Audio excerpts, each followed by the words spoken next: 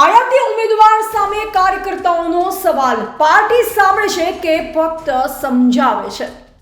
ચૂંટણી આવે એટલે રાજકારણ ગરમા એ સ્વાભાવિક છે, પણ અહીં તો ભાજપના ગઢમાં જ ઇન હાઉસ હીટ વધી ગઈ છે. ટિકિટ વિતરણ પછી સંગઠનના અંદરથી જ ઉઠેલા સવાલો હવે દબાતા નથી.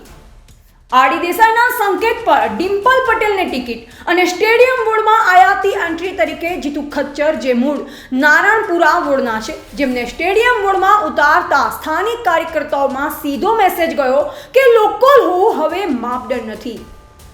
સ્થિતિ કાબૂમાં લેવા ધારાસભ્ય જીતુ ભગત અને શહેર પ્રમુખ પ્રેરક સાહેબ 2 કલાક મેરેથોન બેઠક કરી બહાર આવીને કહ્યું, બધું બરાબર છે, કાર્યકર્તા તો દેવદૂત છે, પણ અંદરની વાત તો એ છે કે દેવદૂતોને પણ સમજાવવા મીટિંગ રાખવી પડી. કાર્યકર્તાઓને મનાવવા 12 કિલો પાપડી ગાયબ, પણ અસંતોષ ગાયબ થયો કે નહીં? કારણ કે અહીં સવાલ પાપડીનો નથી, પ્રાથમિકતાનો છે. કાર્યકર્તા પૂછે છે કે અમારી મહેનત પાપડી જેટલી હલકી છે?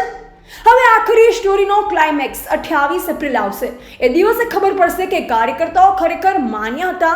કારણ કે રાજકારણમાં એક વાત સ્પષ્ટ છે, જ્યાં અસંતોષ અંદર હોય ત્યાં પરિણામ બહાર બોલે જ છે.